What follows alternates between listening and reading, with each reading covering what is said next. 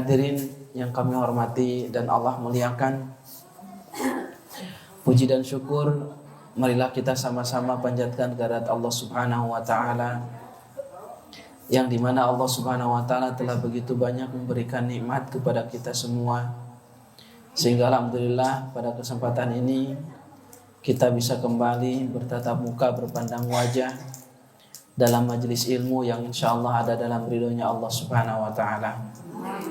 Salawat dan salam semoga tetap berlimpah curahkan kepada Nabi kita, Nabi Muhammad sallallahu alaihi wasallam, beserta para keluarganya, para sahabatnya, para tabi'in wa tabi'ut tabi'in, dan kepada seluruh kaum muslimin yang mengikuti jejaknya ila yaumil qiyamah. Insyaallah pada pagi ini kita akan melanjutkan kajian hadis, yaitu hadis yang kedua, ya, tentang tingkatan agama. Jadi ternyata agama ini ada levelnya, Bu. Sama dengan seblak. Harek level sabaraha. Level 2, level 3, level 5. Ya, level 20 biasanya sehah, ya. Begitu juga dengan agama, ternyata ada tingkatannya, ada levelnya. Sama juga dengan surga, ya, ada levelnya juga. Maka kita akan jelaskan. Hadisnya lumayan panjang. Kalau dipanjangkan ya panjang, kalau dipendekkan ya pendek, ya. Tapi biasanya saya membawakan hadis ini 2 kali pertemuan. Ya, mudah-mudahan di sini 1 kali pertemuan selesai. Baik, kita langsung baca hadisnya. An Umar radhiyallahu anhu aidan, dan dari Umar, semoga Allah meridhoinya juga, ya, karena hadis yang kemarin juga diriwayatkan oleh Umar. Qala, berkata Umar, bainama nahnu inda Rasulillahi sallallahu alaihi wasallam dzata yaumin. Ketika kami, kata Umar, berada di antara Rasulullah sallallahu alaihi wasallam. Kata Umar, kami sedang duduk-duduk nih bersama Rasulullah sallallahu alaihi wasallam. Kami sedang menuntut ilmu nih, kata Umar, bersama Rasulullah sallallahu alaihi wasallam. Data yaumin. Ya, pada suatu hari. Ittala'a alaina, tiba-tiba datang kepada kami rajulun, seseorang, syadidu bayadis thiyab, yang memakai baju yang sangat putih, syadidu sawadis sya'ri, yang rambutnya sangat hitam, la yura alaihi atharus safari, tidak terlihat bahwa dia itu datang dari jauh. Memakai baju yang sangat putih bersih, tidak ada noda, tidak ada kusut, rambutnya juga hitam dan rapi. Ini tidak terlihat orang sudah melakukan perjalanan jauh.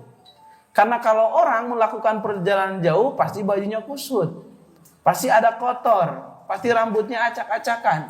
Apalagi dulu belum ada mobil, Bu. Belum ada motor di zaman Rasulullah. Ya. Nunggak naik unta.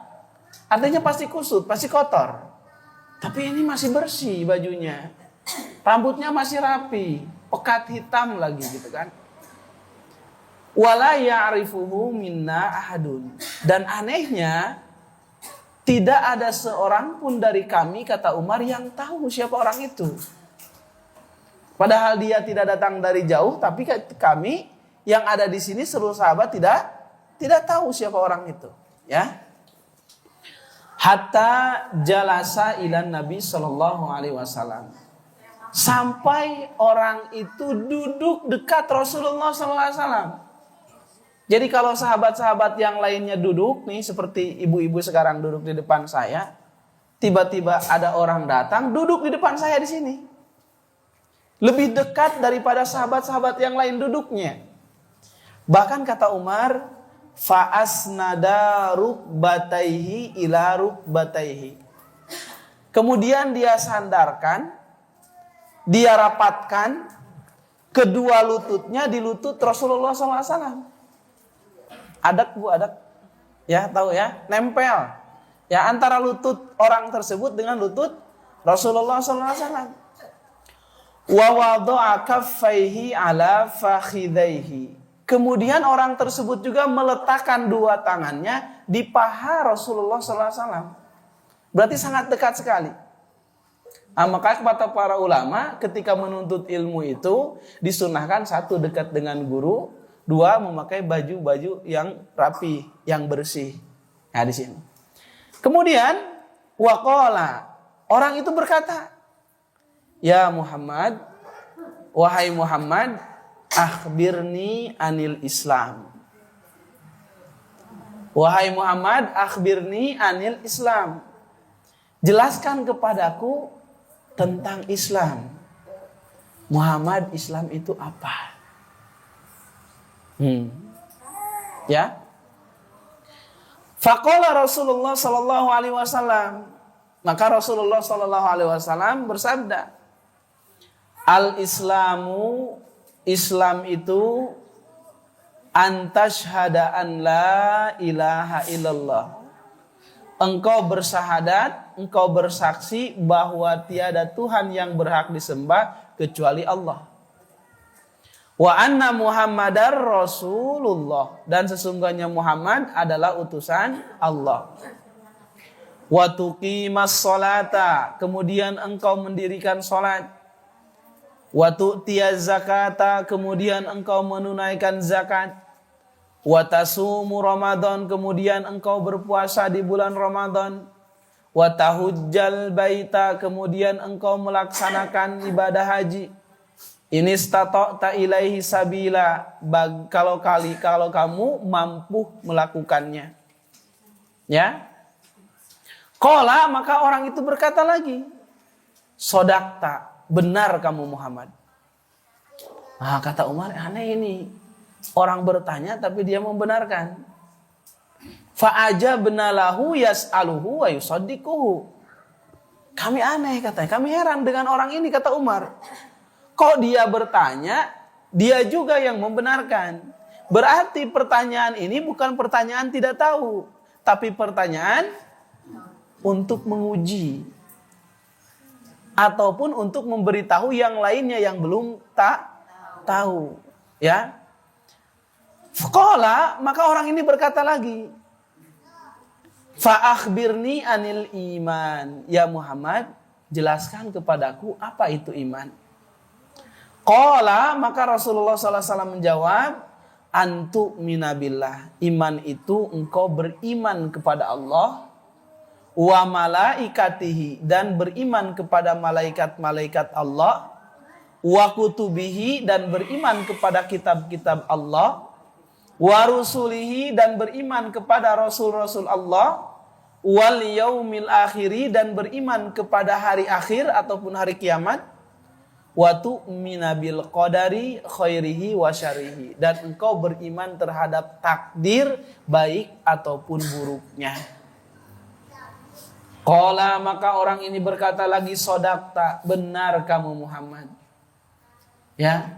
Qala fa'ahbirni anil ihsan. Sekarang jelaskan kepadaku apa itu ihsan. Yang pertama bertanya tentang Islam, kedua bertanya tentang iman, ketiga bertanya tentang ihsan, ya. Qala, maka Rasulullah sallallahu alaihi wasallam pun menjawab lagi, anta budallah ka'annaka tarah. Ihsan itu engkau menyembah Allah seakan-akan engkau melihat Allah. Fa in lam takun tarah fa innahu yarak. Kalau engkau tidak bisa melihat Allah, maka sesungguhnya Allah melihatmu. Qala fa akhbirni anis sa'ah. Kemudian orang itu berkata lagi, ya Muhammad, jelaskan kepadaku kapan terjadi hari kiamat. Qala, maka Rasulullah SAW menjawab, mal mas'ulu anha bi'a'lama minas sa'il.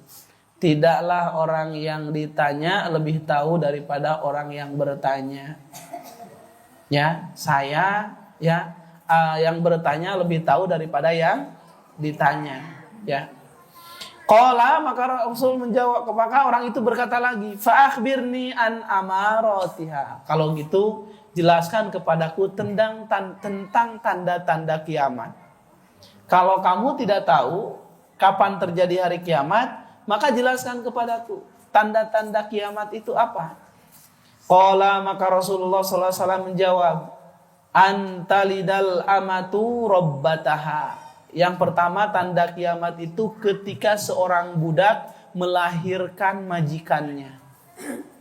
Budak melahirkan majikannya. Nanti kita jelaskan. Wa antaral hufatal uratal alata ri'a asya'i yatatawaluna fil bunyan. Dan jika engkau melihat seseorang yang tidak pakai sendal, tidak menggunakan baju, orang miskin ataupun pengembala kambing, tapi mereka bermegah-megahan dalam membangun sebuah bangunan. Orang miskin tapi rumahnya pada bagus-bagus. Nah, itu tandanya hari kiamat. Ya. Summan tolako falabithtu malian kuman tolako. Kemudian orang itu pergi. Falabithtu malian. Kemudian kata Umar, aku diam sejenak. Ya, mikir siapa itu kok? Ya, datang dari orang di sini tidak ada yang tahu, sahabat tidak ada yang tahu. Tapi bajunya masih rapi, putih, rambutnya juga rapi, hitam gitu kan. Kemudian bertanya kepada Rasulullah, kemudian dia membenarkan pertanyaan Rasulullah, kemudian pergi aja. Lalu aku diam sejenak, kata Umar itu. Mikirkan siapa ya? Tiba-tiba Rasul mengatakan, ya Umar, atadri manis sa'il? Umar, tahu nggak siapa yang bertanya? Ibu tahu siapa yang bertanya? Tahu siapa yang bertanya? Ustadz yang bertanya, Bu. Ya. Umar, atadri manis sa'il? Umar, tahu nggak kata Rasul siapa yang bertanya? Maka Umar berkata, qultu Allah wa rasuluhu a'lam. Kata Umar, Allah dan Rasulnya yang lebih tahu. Maka kata Rasul, fa innahu Jibril. Itu adalah malaikat Jibril, Umar. Atakum yu'allimakum dinakum. Datang kepada kalian untuk mengajarkan agama kalian. Ya, jadi ternyata agama itu terangkum dalam hadis ini. Itu Jibril datang kepada kalian mengajarkan agama kalian. Karena agama itu pokoknya adalah rukun iman, rukun Islam. Betul nggak? Dan dalam hadis ini sudah ada rukun iman dan rukun Islamnya. Baik, kita akan jelaskan ya. Kedudukan hadis, manzilatu hadal hadis, ya. Ini hadis, Bu, ya, hadis yang sangat agung sekali. Karena dalam hadis ini mencakup rukun iman, rukun Islam dan juga ihsan. Tiga tingkatan agama. Jadi ada Islam, ada iman, ada ihsan. Yang paling tinggi itu apa? Yang paling tinggi itu ihsan. Kemudian iman, kemudian Islam. Jadi Islam dulu, kemudian iman, kemudian ihsan. Ya. Orang tidak mungkin bisa masuk ke derajat iman kalau tidak ada Islamnya dulu. Ya. Dan orang tidak mungkin masuk ke derajat ke level ihsan kalau tidak iman dulu. Jadi Islam, iman, ihsan itu tingkatannya. Ya. Kita jelaskan satu-satu. Ibnu Rajab rahimahullah taala mengatakan, hadal haditsu adimun jiddan. Ini hadis sangat agung sekali. Karena hadis ini telah menjelaskan tentang agama seluruhnya secara komprehensif, secara menyeluruh. Secara umum agama itu dijelaskan dalam satu hadis ini. Ya. Kenapa? Karena Nabi SAW mengatakan, hada Jibril atakum yu'allimadinakum. Ini Jibril datang kepada kalian mengajarkan agama kalian. Rasul tidak mengajarkan ini Jibril mengajarkan rukun Islam. Ini Jibril mengajarkan rukun iman. Tapi Rasul mengatakan ini Jibril datang kepada kalian mengajarkan agama kalian. Jadi secara umum agama itu ya dijelaskan dalam satu hadis, yaitu hadis ini secara umum ya. Dan Imam Al-Qurtubi mengatakan ya, fayasihu hadzal hadis qalu fihi innahu ummus sunnah. Dan betul sekali hadis ini disebut ummus sunnah. Sebagaimana Al-Fatihah di dalam Al-Qur'an disebut ummul Qur'an. Jadi kalau di dalam Al-Qur'an ada induknya yaitu surat Al-Fatihah, kan Al-Qur'an itu berapa surat? 114 surat. Dari 114 surat itu ada induknya. Ya, ada pondasinya yang disebut dengan Ummul Quran. Surat apa? Surat Al-Fatihah. Begitu juga dengan hadis. Maka yang menjadi ummus sunnah ataupun ummul hadis adalah hadis ini. Ya, jadi sangat penting sekali untuk mempelajari hadis ini. Ya. Kemudian Al-Qadi Iyad juga mengatakan bahwa hadis ini hadis yang agung sekali. Karena hadis ini mencangkup seluruh aktivitas peribadatan yang dilakukan oleh kaum muslimin. Karena orang muslim itu menyembah Allah itu menggabungkan antara dua partikel ya di dalam kehidupannya, yaitu antara zahir dengan batin. Dan hadis ini menjelaskan tentang amalan zahir yaitu Islam dan amalan batin yaitu iman dan ihsan. Ya. Umar sudah kita jelaskan kemarin ya. Kemudian kita langsung di sini ketika laki-laki tersebut malaikat Jibril datang kepada Rasulullah, kemudian meletakkan dua lututnya di lutut Rasulullah SAW dan meletakkan dua tangannya di atas paha Rasulullah SAW dan kemudian bertanya, ya Muhammad, akhbirni anil Islam. Wahai Muhammad, ceritakan kepadaku tentang Islam. Jelaskan kepadaku tentang Islam. Apa itu Islam? Ibu, halo? Apa itu Islam? Islam bersaksi. Bersaksi apa, Ibu? Nah, bersaksi itu kan melihat. Menyaksikan bahwa tidak ada Tuhan selain Allah. Ibu pernah melihat Allah? Ya. Oke, Islam itu Bu berasal dari kata aslama yuslimu islaman. Artinya pasrah. Ya, al-inqiyad wal khudu. Patuh dan tunduk itu Islam. Islam itu secara bahasa itu ya al-inqiyad wal khudu. Patuh dan tunduk. Patuh terhadap siapa? Tunduk terhadap apa? Patuh terhadap Allah, tunduk terhadap aturan-aturan yang ditetapkan oleh Allah. Jadi kalau ada orang Islam, ngakunya Islam, tapi dia tidak tunduk terhadap perintah Allah, dipertanyakan keislamannya. Ngakunya Islam, tapi tidak sholat, dipertanyakan keislamannya. Ngakunya Islam, tapi tidak puasa Ramadan. Ngakunya Islam tapi tidak pernah mengeluarkan zakat. Maka kalau ada orang Islam tapi tidak patuh terhadap hukum-hukum yang telah ditentukan oleh Allah, perlu dipertanyakan keislamannya. Ibu teh Islam? Islam. Coba ningali KTP na. Ya, dilihat KTP, oh ternyata Islam betul. Ya, Ibu Siti agama Islam. Tapi tara sholat? Ya. Enggak sholat ini, zakat tidak dikeluarkan padahal hartanya banyak.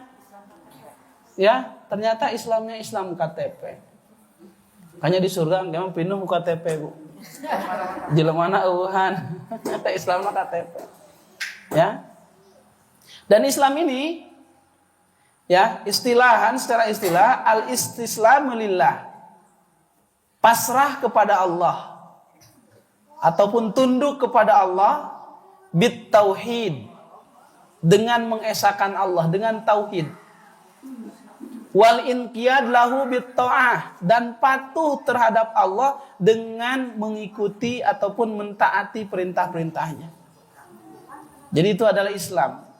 Jadi pasrah kepada Allah dengan tauhid dan juga tunduk terhadap perintah-perintah Allah Subhanahu wa taala. Ya. Ini adalah Islam. Dan Islam ini merupakan salah satu agama yang diterima oleh Allah. Inna dina indallahi Islam. Sesungguhnya agama yang diterima di sisi Allah itu adalah Islam. Wa may yabtaghi ghairal islam madina falan yuqbal minhu. Dan barang siapa yang mencari agama selain Islam, falan yuqbal minhu, tidak akan diterima. Sebaik apapun ibadahnya, sebaik apapun solidaritasnya, tapi kalau bukan Islam maka tidak akan diterima oleh Allah Subhanahu wa taala. Ada orang, Bu, Nasrani, baik, tetangganya suka dibantu, anak yatim suka disantuni, bahkan dia bangun rumah sakit, ya, bangun panti jompo, bahkan bangun masjid, Bu, sedekah ke orang muslim, meninggal. Masuk surga, masuk neraka? Masuk surga, masuk neraka? Kenapa masuk neraka? Karena dia tidak masuk Islam. Ya, jadi sebaik apapun amalannya, kalau orang tersebut bukan Islam tidak akan diterima oleh Allah. Wa qadimna ila ma'amilu min amalin faja'alnahu haba'an mansura, kata Allah. Kami akan perlihatkan amalan-amalan mereka tuh orang-orang kafir ketika di akhirat nanti. Kata orang kafir, ya Allah, aku sudah beramal banyak. Aku sudah sedekah, aku sudah bantu. Aku sudah bangun masjid, bahkan untuk orang muslim, aku sudah bangun gereja, bangun masjid, bangun rumah sakit dan lain sebagainya. Kata Allah, ini amalan-amalan kalian. Akan tetapi kata Allah, faja'alnahu haba'an mansura. Kami akan jadikan itu semua debu yang berterbangan, tidak ada nilainya. Seperti yang kita kemarin jelaskan. Ya, walladzina kafaru bi rabbihim a'malahum kasarabim biqi'atin yahsabuhu dham'anu ma'a hatta idza ja'ahu lam yajidhu syai'a. Orang-orang yang kafir, ya, kepada Allah Subhanahu wa taala, mereka melihat amalan-amalan mereka itu seperti fata morgana. Mereka lihat dari jauh itu adalah air, tapi ketika mereka datang ternyata tidak ada apa-apa. Mereka berasa banyak amal, tapi ketika di akhirat tidak mendapatkan apa-apa dari amalannya. Kenapa? Karena tidak masuk Islam. Makanya kalau kita ingin mendapatkan pahala, ingin mendapatkan balasan surga, mau tidak mau syaratnya adalah masuk Islam dulu. Karena hanya agama Islam yang diterima oleh Allah Subhanahu wa taala. Jangan salah, Bu, ya, sekarang banyak, ya, orang liberal yang mengatakan semua agama itu baik. Tidak ada agama yang menyuruh untuk melakukan keburukan. Betul atau tidak? Salah, Bu, ya, salah. Salahnya membiarkan orang tidak sholat apakah baik? Betul nggak? Membiarkan orang menyembah berhala apakah baik? Membiarkan orang lain motong sapi dimasukkan dikasih ke laut apakah baik? Tidak. Betul nggak?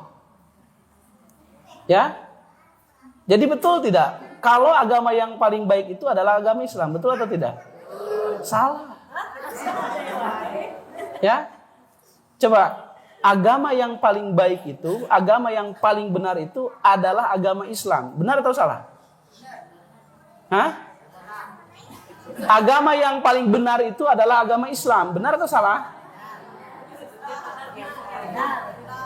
Hai, atau yang kompak. Halo? Halo? Agama yang paling benar itu adalah agama Islam. Benar atau salah? Salah. Bukan? Ibu itu sudah liberal sekarang. Kenapa, Bu? Ini perkataan sangat ringan sekali. Tapi ternyata kita ketika mengiyahkan masuk ke dalam jeratan orang-orang liberal. agama Islam itu adalah agama yang paling benar. Selain Islam, agamanya benar. Islam paling benar berarti kalau gitu. Benar gak? Kalau Islam agama yang paling benar, berarti yang lainnya agama benar. Jadi harusnya gimana? Satu-satunya agama yang benar adalah Islam. Yang lain tidak bersalah, tidak benar. Kalau kita mengatakan yang paling benar, berarti yang lain benar. Berarti itu pernyataan yang salah. Karena kita menganggap agama lain benar. Padahal Allah mengatakan inna dina indallahil Islam. Ya, makanya perlunya ngaji itu gitu Bu ya. Nah, kalau kita mengatakan agama Islam adalah yang paling benar, berarti kita mengatakan semua agama benar. Tapi yang paling benar Islam. Itu salah.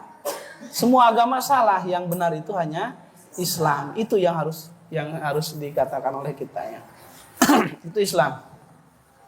Dan Rasulullah SAW telah mengatakan ya, menafsirkan bahwa Islam itu adalah amalan-amalan dohir. Dan amalan dohir ini terbagi menjadi 3. Ada al-a'mal al-badaniyah ya, ibadah-ibadah dohir yang nampak. Islam itu Rasul menjelaskan bahwa Islam itu adalah ibadah-ibadah yang nampak. Dan ibadah-ibadah yang nampak, amalan-amalan yang nampak itu terbagi 3. 1, al-ibadah al-badaniyah. Ya, di sini masuk syahadat, salat dan puasa. Itu dikerjakannya oleh badan kita. Yang capeknya anggota tubuh kita. Syahadat, salat dan zakat. Syahadat, salat dan puasa. Yang kedua adalah ibadah maliyah. Ibadah maliyah ini adalah zakat. Badan mah tidak capek, tapi uang yang keluar, harta yang keluar. Makanya disebut ibadah maliyah. Dan yang ketiga adalah ibadah badaniyah dan ibadah maliyah, yaitu haji. Ya, ibadah badaniyah dan ibadah maliyah. Badannya capek, tubuhnya capek, ya, dan juga hartanya keluar. Itu ibadah haji, ya. Nah, jadi Rasul telah menjelaskan bahwa Islam itu ternyata yang dimaksud Islam di sini, Rasul menjelaskan bahwa Islam itu ternyata adalah ibadah-ibadah dohir, ya, yang dimana terbagi menjadi 3, yaitu ibadah badaniyah, ibadah maliyah, ibadah badaniyah wa maliyah. Ibadah badaniyah adalah syahadat, salat dan puasa. Ibadah maliyah adalah zakat dan ibadah badaniyah maliyah adalah haji. Ya, makanya Rasul mengatakan al-islamu an tashhada an la ilaha illallah wa anna muhammadar rasulullah. Ya, Islam itu adalah syahadat. Syahadat itu adalah iqrar bil lisan. Ya. Ala nutqi, kita mengucapkan dengan lisan asyhadu alla ilaha illallah wa anna muhammadar rasulullah. Jadi kalau ada orang sudah beriman kepada Allah, yakin kepada Nabi Muhammad, tapi tidak ikrar di dalam lisannya, belum disebut Islam, Bu. Contohnya siapa? Contohnya seperti Abu Thalib. Abu Thalib paman Rasul yakin kepada Allah, yakin kepada Rasul, tapi dia tidak mau mengatakan asyhadu alla ilaha illallah wa asyhadu anna muhammadar rasulullah, tidak mau mengucapkan. Dan orang-orang kafir, orang-orang Yahudi Nasrani tidak mau mengucapkan ini. Karena kalau dia mengucapkan asyhadu alla ilaha illallah wa asyhadu anna muhammadar rasulullah, dia sudah daftar menjadi muslim, jadi Islam.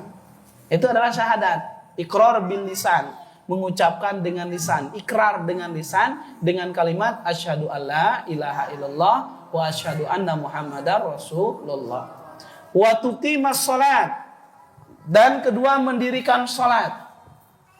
As-salat secara bahasa itu adalah ad-du'a. Salat itu adalah doa.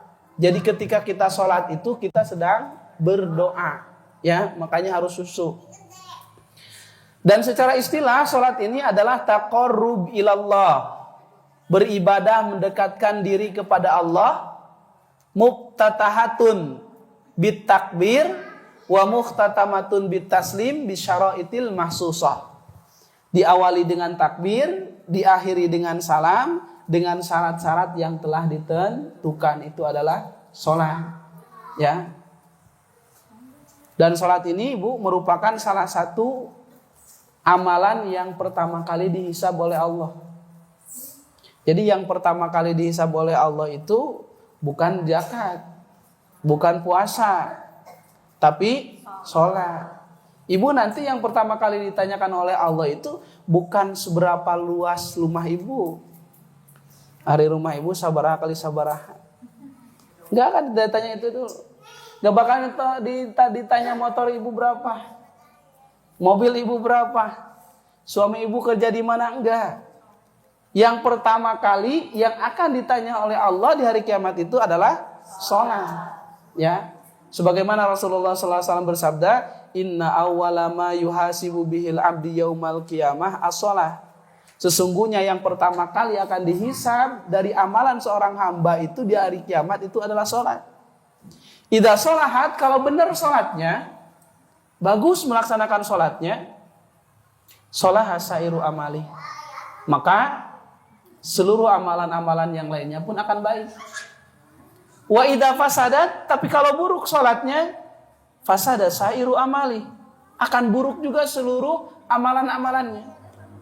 Jadi sholat itu ternyata barometer, alat ukur, ya untuk mengukur kesolehan seseorang, untuk mengukur kebaikan seseorang, untuk mengukur baik atau tidaknya amalan-amalan seorang itu, lihat dulu dari sholatnya.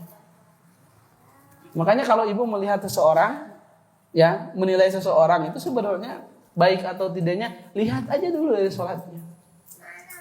Nah ini ibu-ibu misalkan punya anak gadis, ya ada pemuda yang melamar, lihat sholatnya. Gimana sholatnya? Suka berjamaah 5 waktu di masjid atau tidak? Ya ketiga adzan lagi di mana? Sebenarnya tolak ukurnya di situ saja. Ya karena kalau baik sholatnya maka amalan-amalan yang baik akan ada yang lain akan baik. Tapi kalau buruk sholatnya, amalan-amalan yang lain akan buruk. Ya, makanya ketika Rasulullah SAW ditanya oleh sahabat, ya Rasulullah, ayu amalin afdal? Ya Rasul, apa amalan yang paling baik? Kata Rasul, as-sholatu ala waktiha. Sholat di awal waktu, kata Rasul. Kemudian ditanya lagi, ya Rasulullah, tsumma ai. Kemudian apalagi ya Rasulullah setelah sholat di awal waktu? Kata Rasul, birrul walidain, kemudian berbuat baik kepada orang tua. Kemudian ditanya lagi, summai ai, apalagi ya Rasulullah setelah itu? Kata Rasul, jihad fisabilillah, berjuang membela agama Allah. Bayangkan Bu, sholat di awal waktu itu ternyata lebih baik daripada berbuat baik kepada orang tua, birrul walidain, dan ternyata lebih baik daripada jihad di jalan Allah. Kenapa? Coba kita mana yang ringan, yang paling ringan? Salat atau jihad? Salat atau berbuat baik kepada orang tua? Tapi kenapa salat menjadi yang paling utama? Yang paling baik kata Rasul. Ya Rasulullah, apa amalan yang paling baik? Salat tepat waktu kata Rasul.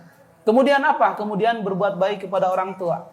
Kemudian apa? Kemudian jihad fisabilillah. Artinya sholat tepat waktu, sholat dengan benar itu lebih baik daripada birrul walidain, lebih baik daripada jihad fisabilillah. Kenapa? Karena kebanyakan orang yang buruk terhadap orang tuanya itu buruk sholatnya. Rata-rata orang yang jelek sholatnya itu pasti jelek kepada orang tuanya. Tapi jarang sekali orang yang menjaga sholatnya, dia berbuat buruk kepada orang tuanya. Boro-boro titah jihad sholat gente. Jadi sebelum jihad, sebelum berbuat baik kepada orang tua itu, lihat daripada sholatnya. Karena orang yang menjaga sholatnya, insya Allah akan baik kepada orang tua. Ketika diajak jihad pun dia akan mau. Tapi orang yang tidak mau sholat, boro-boro, itu kita lihat sok. Mungkin salah satu di kampung kita ada orang yang suka mabuk-mabukan, ada nggak? Nggak ada? Ada atau tidak? Ada. Lihat, cek sholatnya. Cek sholatnya, Bu. Ya. Suka ke masjid ada orangnya? Ya? Pasti jarang ke masjid itu orang. Ya, kalau ada orang di kampung itu kadang-kadang sukanya judi aja gitu kan. Gaple, remi gitu kan. Lihat sholatnya. Ya, kenapa orang terjerumus kepada perjudian? Kenapa orang terjerumus pada penzinahan? Kenapa orang terjerumus kepada pembunuhan dan lain sebagainya, pencurian dan lain sebagainya? Karena diawalinya dia tidak menjaga sholatnya. Makanya saya katakan tolak ukur barometer untuk menilai seseorang itu lihat dulu dari sholatnya, ya, nah, seperti itu. Dan di sini dikatakan wa tuqimus sholat, mendirikan sholat, bukan wa ada'us sholat, bukan melaksanakan sholat, tapi mendirikan sholat. Apa bedanya mendirikan sholat dengan melaksanakan sholat? Kalau melaksanakan sholat hanya menggugurkan kewajiban, hanya sebagai rutinitas saja. Tapi tuqimus sholat, mendirikan sholat, ini benar-benar dia itu menjaga sholatnya.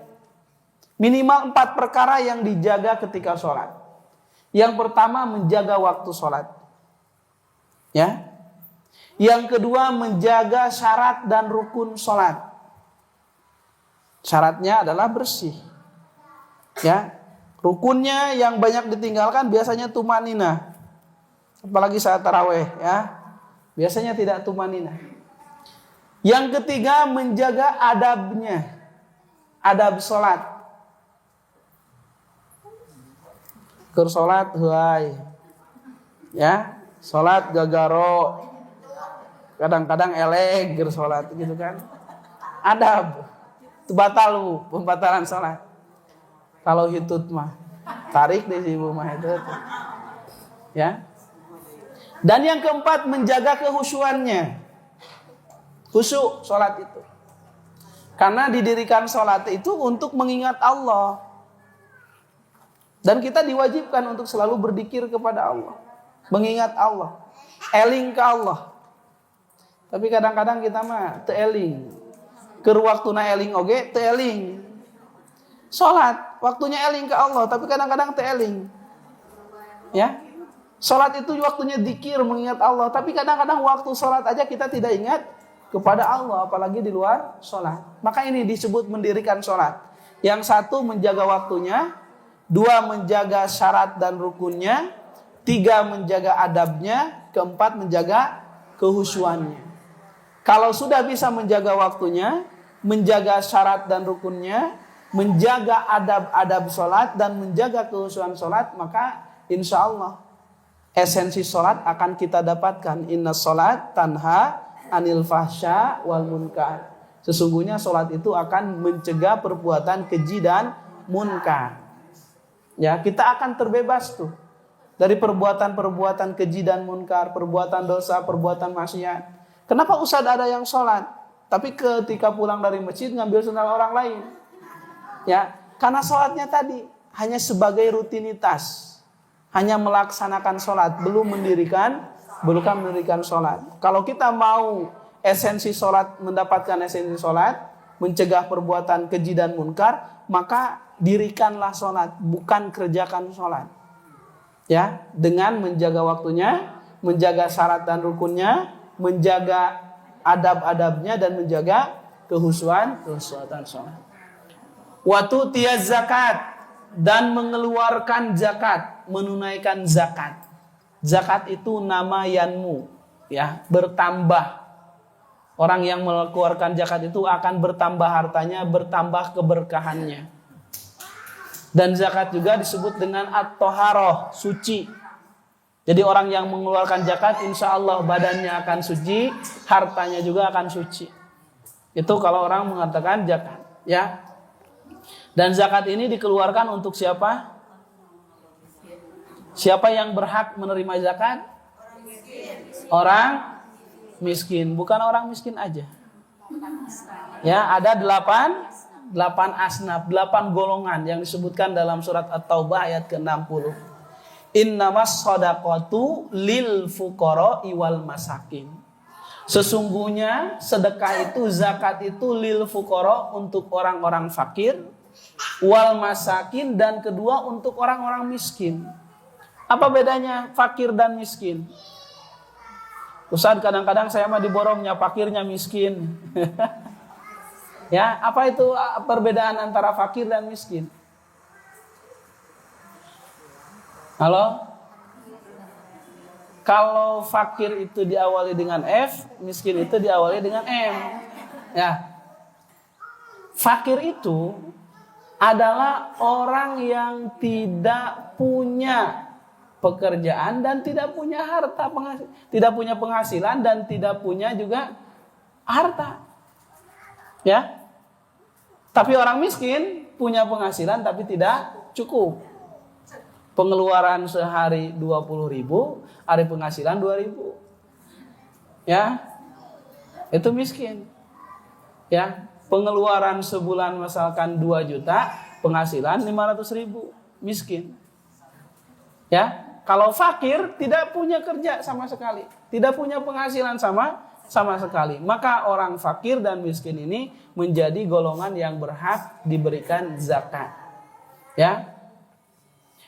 Wal amilina 'alaiha, dan amil zakat, orang yang mengatur zakat. Wal muallafati qulubuhum, dan yang keempat adalah muallaf. Ya. Wa fir riqab, dan yang kelima adalah hamba sahya. Wal gharimin, dan yang keenam adalah orang yang banyak hutang. Tapi bukan hutang ke bank. Ya, kadang-kadang banyak orang hutangnya sampai miliaran, tapi asetnya juga banyak untuk usaha, itu tidak, ya. Maksudnya dia banyak hutang untuk memenuhi kebutuhan hidupnya, bukan untuk memenuhi gaya hidupnya. Ya. Wa fis sabilillah, dan orang yang sedang berjihad di jalan Allah, wabnis sabil, dan juga ibnus sabil, orang yang sedang musafir, bepergian jauh. Ya, maka ini faridotam minallah. Ini fardu wajib dari Allah Subhanahu wa taala kepada 8 asnaf ini. Dan yang dikeluarkan berapa? Dari zakat itu 2,5%. Ya, dan syarat zakat itu ya ada 2. 1 haul, 2 nisab. Ya. Haul itu harus menetap selama 1 tahun hartanya. Nisab itu sudah nyampai nisabnya, sudah nyampai batas minimalnya. Kalau di harta itu, di emas 85 gram. Ya, kalau emas 1 juta, 1 gram berarti 85 juta.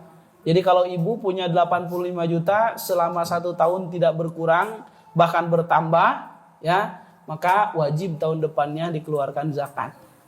Ya, seperti itu. Lanjut. Panjang juga, ya. Zakat itu ada zakat kambing, zakat sapi, zakat lain-lainnya. Wa tasumu Ramadan, dan berpuasa di bulan Ramadan.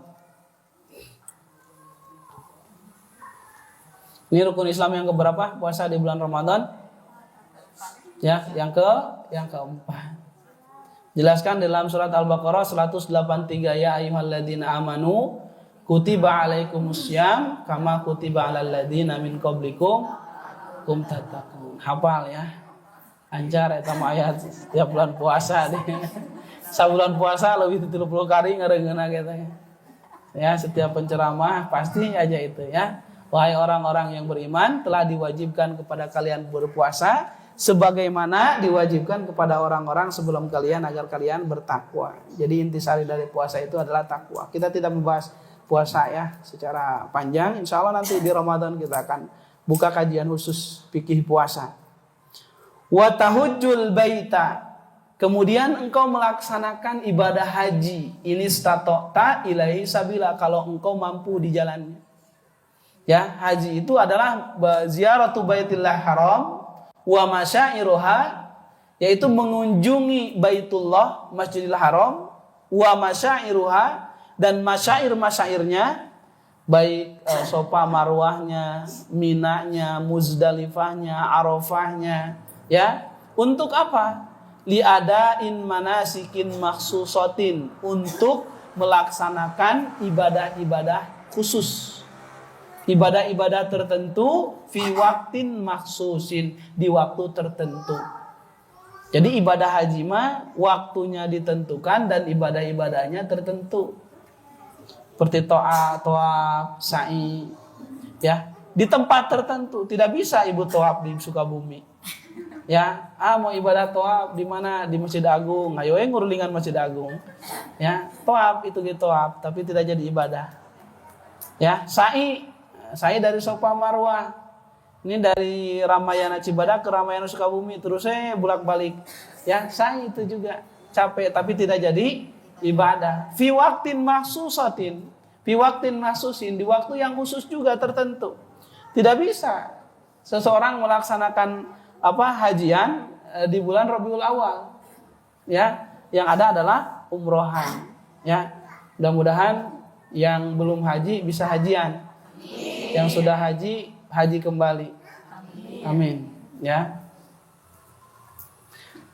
Qala, kemudian orang ini mengatakan, sodakta, betul Muhammad, ya kamu betul. Fa'ajibna lahu yas'aluhu wa yusaddiquhu.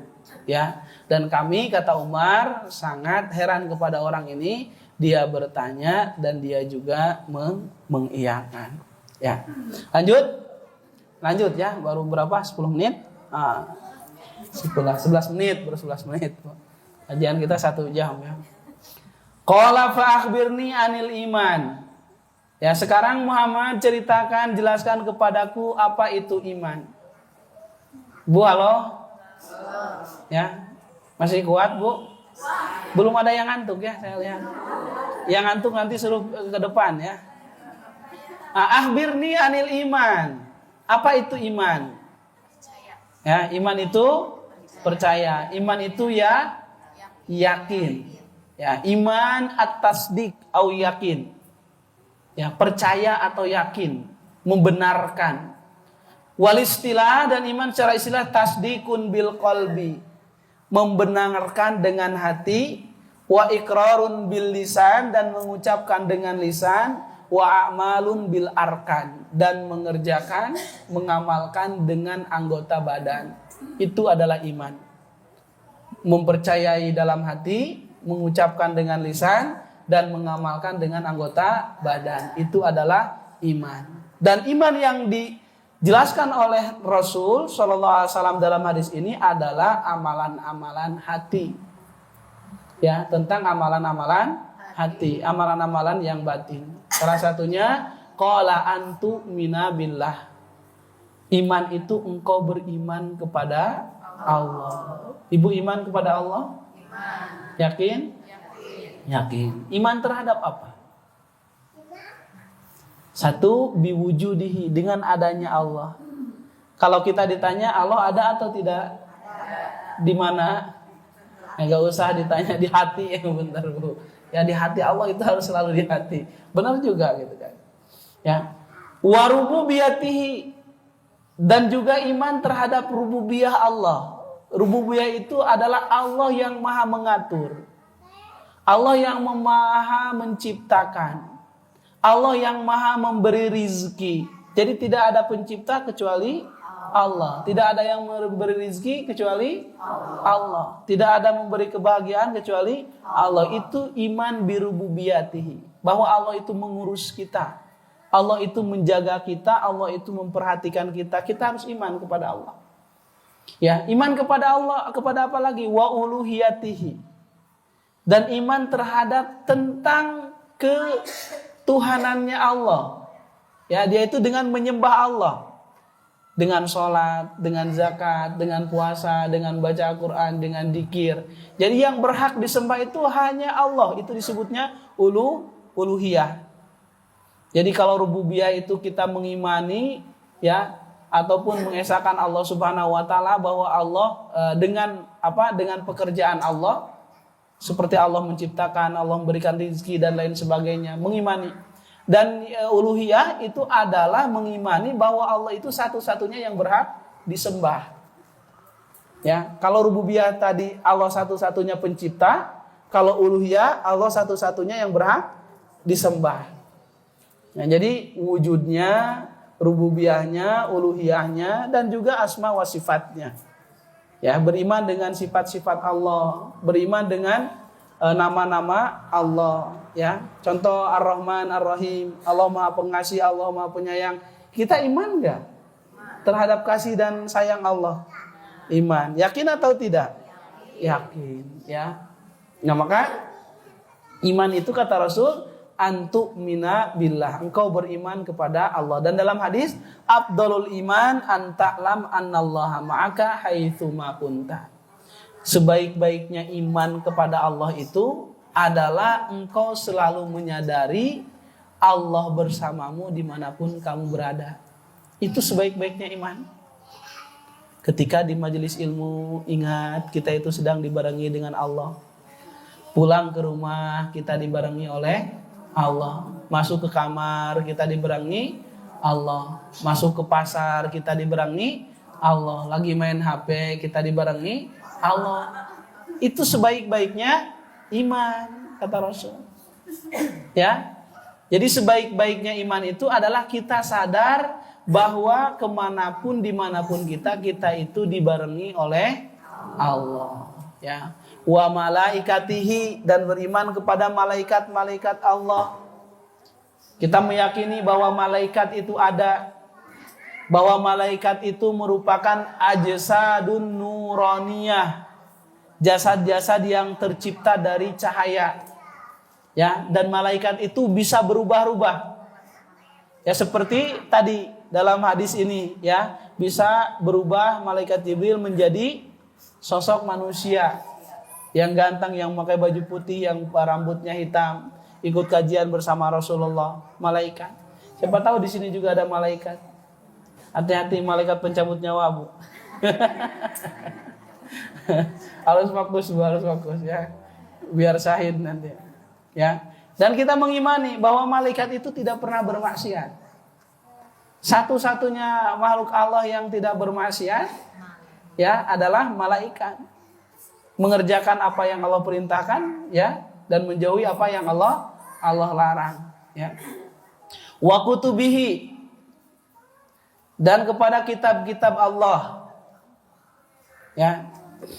Tasdik bi annaha kalamullah. Salah satunya adalah Quran, itu meyakini bahwa kitab Allah itu adalah kalamullah, firman Allah. Dan apa yang tertulis di dalam kitab itu merupakan hak, semuanya betul, tidak ada kesalahan. Ya, dan waqtalafa fi adadiha, dan ulama itu berbeda pendapat tentang berapa banyak. Ada yang mengatakan 104. Dan yang wajib diketahui itu ada 4. Yang pertama adalah At-Taurah. Ya, yang diturunkan kepada Nabi Musa. Yang kedua Injil diturunkan kepada Nabi Isa. Yang ketiga Zabur diturunkan kepada Nabi Daud. Keempat Al-Quran diturunkan kepada Nabi Muhammad Sallallahu Alaihi Wasallam. Wa rusulihi, dan beriman kepada rasul-rasul. Ya. Bi anna Allah arsalahum ilal khalqi li hidayatihim ila tariqil haq. Bahwasanya rasul ini Allah Subhanahu wa taala ya turunkan, utus kepada kaum-kaumnya. Ini ada perbedaan antara nabi dan rasul. Kadang kita mengatakan Nabi sallallahu alaihi wasallam, Rasulullah sallallahu alaihi wasallam. Apa perbedaan antara nabi dan rasul?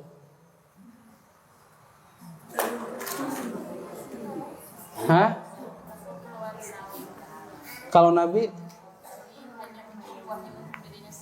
hanya untuk wahyu dirinya sendiri, ya. Nah, ini ada perkataan berapa ulama. Ya, seperti Syekhul Islam Ibnu Taimiyah misalkan, an-nabi man arsala ila qaumil mu'minin war rasul man arsala ila qaumil kufar wal mukadzibin. Nabi itu diutus kepada orang yang beriman.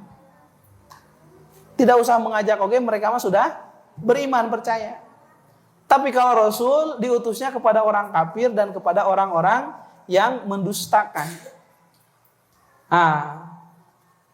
Dan juga dikatakan, ya, an-nabi huwallazi yuha ilaihi liyaf'alu kadza wa kadza walakin lam yumar bitablighihi ilan nas. Nah, ini ada ulama yang mengatakan bahwa nabi itu adalah Sosok manusia yang diberikan wahyu oleh Allah untuk mengerjakan ini, mengerjakan itu tanpa diperintah untuk menyampaikannya kepada orang lain. Jadi tidak diperintahkan untuk tabligh, ya, tidak diperintahkan untuk dakwah. Tapi Rasul huwallazi yuhi ilaihi, ya, yuha ilaihi liyaf'al kada wa kada wa yu'maru bitablighihi lannas. Tapi Nabi yang Rasul diberi wahyu oleh Allah untuk mengerjakan ini, mengerjakan itu, ibadah ini, ibadah itu, dan diperintah juga untuk menyampaikannya, mendakwahkannya kepada manusia. Ya. Jadi itu adalah antara Nabi dan Rasul. Ya. Ini adab-adab sama Nabi banyak sekali, tapi kita pengen selesai ya hadis ini, pertemuan ini. Adab-adab terhadap Nabi kita rangkum saja, terutama kepada Nabi Muhammad SAW. Yang pertama adalah ta'ah mutlaqah, taat secara mutlak, tidak ada tawar menawar. Kalau kata Nabi sudah A, lakukan A. Kalau kata Nabi lakukan B, lakukan B. Tidak usah menawar. Ya.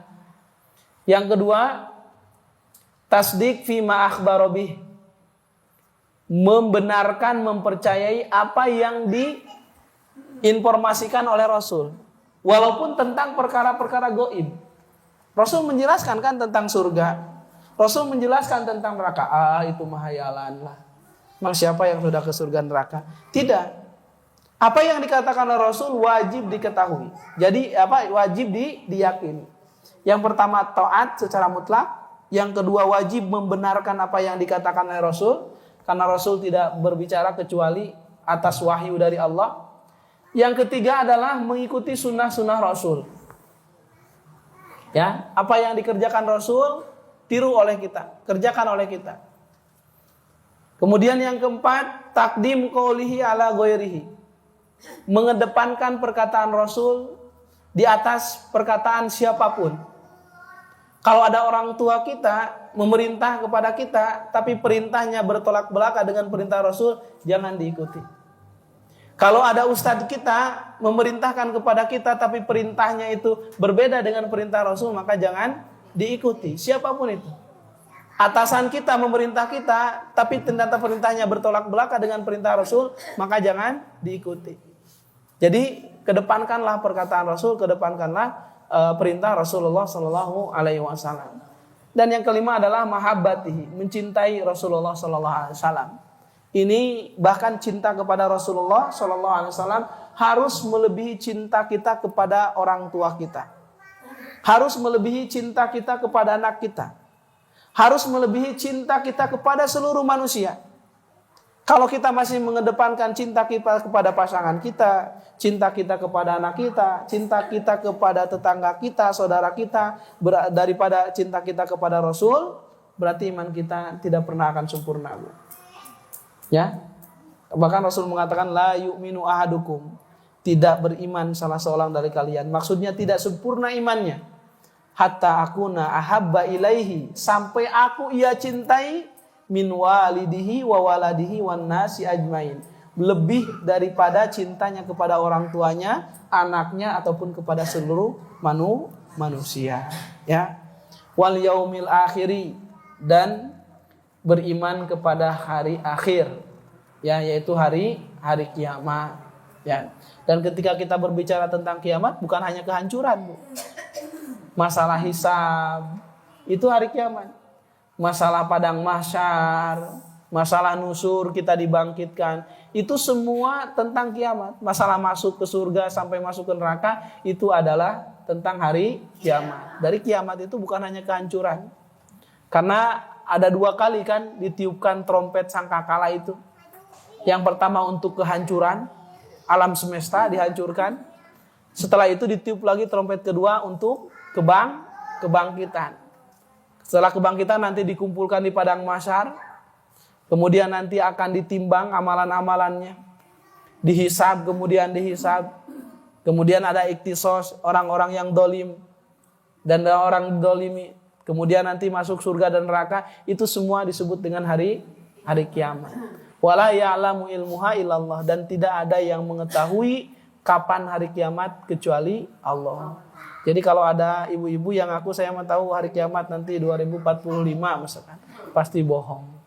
Rasul aja tidak tahu ketika ditanya tadi ya. Wa tu'minu bil qadari khairihi wa syarrihi, dan beriman terhadap qadar baik ataupun buruknya. Takdir. Ya. Setiap orang itu sudah ditentukan takdirnya. Bahagia atau sedihnya. Ya, ajalnya ataupun jodohnya, masuk surga atau nerakanya itu sudah ditakdirkan oleh Allah. Manusia tidak usah berusaha untuk mengetahui takdir. Yang harus berusaha itu adalah bagaimana dia menjadi orang yang baik sehingga ditakdirkan untuk masuk surga. Ya. Qala sodakta. Kemudian orang ini mengatakan, benar kamu ya Muhammad. Qala fa akhbirni anil ihsan. Ceritakan kepadaku tentang ihsan.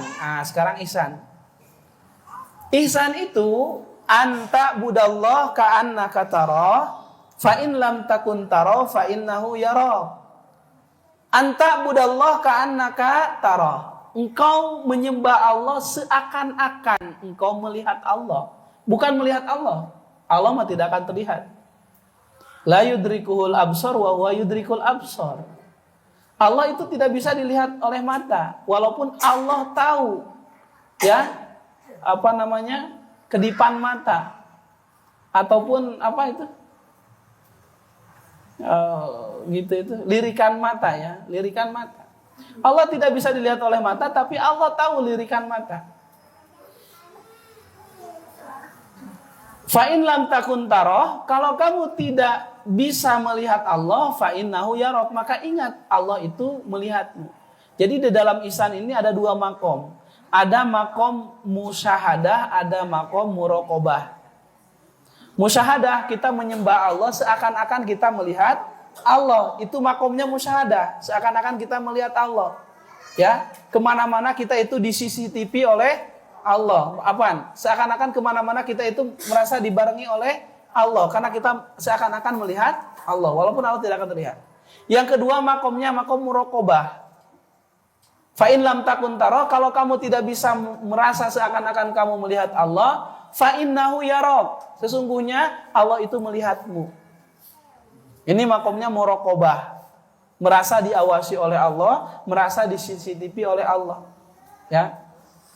Nah, dan ihsan itu terbagi menjadi 3 juga nih. Satu, al-ihsan fi ta'amul ma'a khalqillah. Ihsan saat berinteraksi dengan manusia. Ya, kalimat ihsan. Saat berinteraksi dengan manusia. Di dalam hadis dijelaskan, ittaqillah haitsu ma kunta wa atbi'is sayyi'atal hasanata tamhuha wa khaliqin nas bi khuluqin hasan. Nah, hasan. Bertakwalah kalian kepada Allah dimanapun kalian berada, dan iringkanlah perbuatan baik terhadap perbuatan buruk. Tamhuha, niscaya perbuatan baik itu akan menghapus perbuatan buruk. Wa khaliqun nas bi khuluqin hasan, dan pergaulilah manusia dengan akhlak yang baik. Jadi ihsan saat kita berinteraksi dengan manusia itu adalah menggunakan akhlak yang baik. Kemudian ihsan saat kita berinteraksi dengan Khaliq, dengan Allah. Nah, kalau ihsan saat berinteraksi dengan Allah, yaitu tadi hadisnya.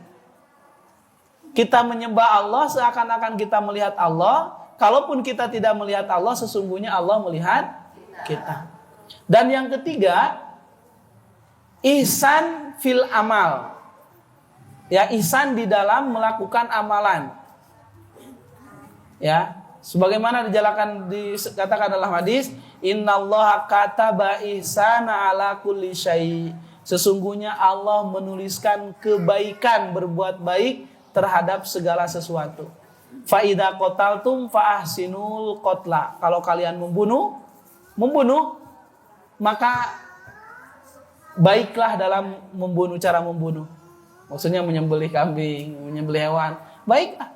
Ya. Wa idza dabihtum fa ahsinu dabhi. Ya, kalaupun kalian menyembelih, maka ya sembelilah dengan baik, dengan bagus. Sampai ihsan itu diajarkan dalam perkara ini, ya. Kemudian, nah ini juga tidak kalah pentingnya bahwa ulama mengatakan lil abdi fi ibadah thalatha maqamat. Lil abdi fil ibadah thalatha maqamat. Ada 3 level manusia di dalam beribadah. Yang pertama, an yaf'alaha biwajhin yaskutu ma'ahu tolab. Yang pertama adalah dia mengerjakan ibadah hanya sekedar menggugurkan kewajiban. Ya.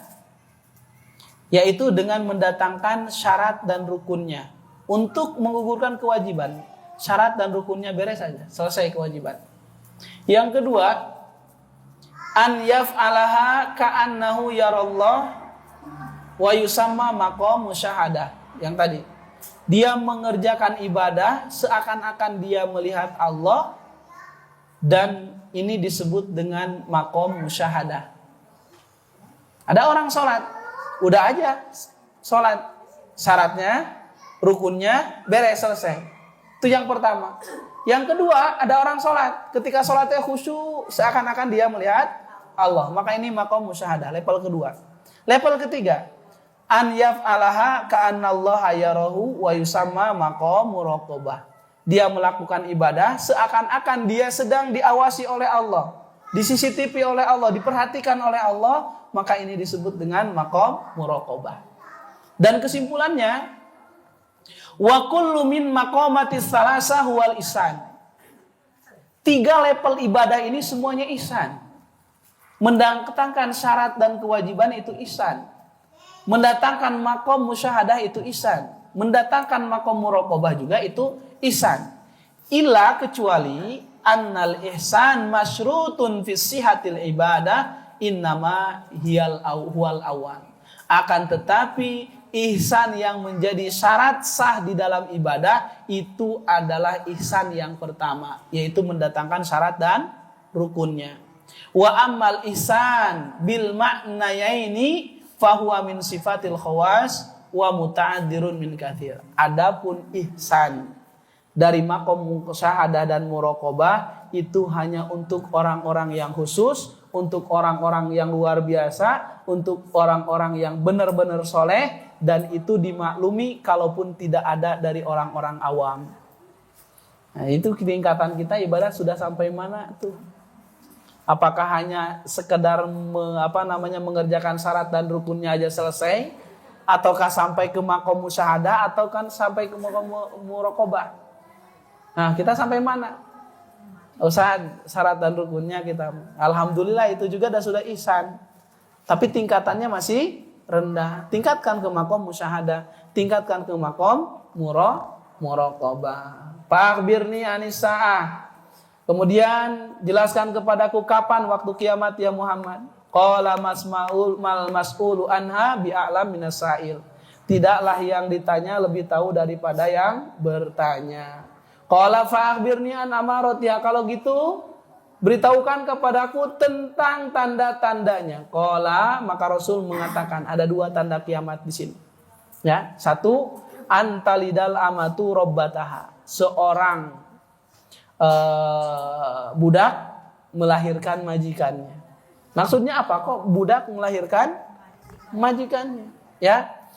Maksudnya 2 makna. Annal amata waladat bintan min sayyidiha wa kanat hadil bin bimanzilatu sayyidiha. Ada budak digauli oleh majikannya. Kemudian lahir seorang anak, berarti anak jadi majikan dia. Itu makna yang pertama. Makna yang kedua, anna fi hadzal asr annal bin kasayyidah li ummiha wa annal kal khadimah li bintiha. Sesungguhnya di zaman sekarang itu banyak anak seperti majikan terhadap ibunya, dan ibunya seperti perbantu terhadap anak. Banyak anak yang menjadikan ibunya pembantu. Ya. Banyak ibu yang menjadi pembantu di rumah anaknya. Itu adalah tanda kiamat. Sedikit atau banyak sekarang? Nah, kalau sudah banyak berarti kiamat sudah dekat. Itu yang pertama, ya. Yang kedua, wa antarul hufatal urata ala tari'a asya'i yatatawaluna fil bunyan. Engkau melihat orang yang tidak beralas kaki, tidak pakai baju, pengembala kambing, tapi mereka bermegah-megahan dalam membangun rumah. Artinya orang miskin, tapi mereka berlomba-lomba bangun rumah yang bagus. Kadang-kadang itu kemarin KPR, pinjam dulu ke bank demi untuk membangun rumah. Ataupun memang mana yang kedua, dulu orang yang jarang pakai sendal, ya, pengembala kambing itu adalah orang-orang Arab. Di Arab. Tapi di hari kiamat, mendekati hari kiamat nanti itu orang-orang Arab itu mereka akan bermegah-megahan dalam pembangunan. Kita sekarang lihat. Ya, ada Burj Khalifah. Di Arab itu bangunan-bangunan tinggi itu sudah menjulang sekarang. Banyak sekali, bahkan di Mekah. Tower Zam-Zam, tahu kan? Ibu? Tahu di mana, Bu? Di TV. Ya, mudah-mudahan cepat ke sana. Ya. Saya juga ini ya, baru pulang kemarin. Hari apa? Hari Selasa. Hari Selasa baru pulang umroh kemarin. Tadinya Ustaz mau istirahat dulu gitu kan. Tapi kagok di insya Allah kan. Jadi ya wayahna. Walaupun agak pusing. Biasanya balik mabuk pesawat. Ya, 11 jam, 10 jam ya. 10 jam perjalanan dari Jeddah ke Jakarta. Belum dari Jakarta ke Sukabumi gitu kan. Ya, nah ini informasi juga bagi ibu-ibu yang mau umroh sekalian ya. Saya promosi boleh Ustaz ya. Ya, yang mau umroh boleh ya, hubungi saya aja. Saya mau umroh sama Ustaz. Insya Allah setiap bulan berangkat. Nanti Desember ada keberangkatan tanggal 8. Tanggal 8 berangkat. Kemudian tanggal 28 juga berangkat. Jadi Desember ada 2 keberangkatan. Ya, Insya Allah. Kemudian Januari ada, Februari ada.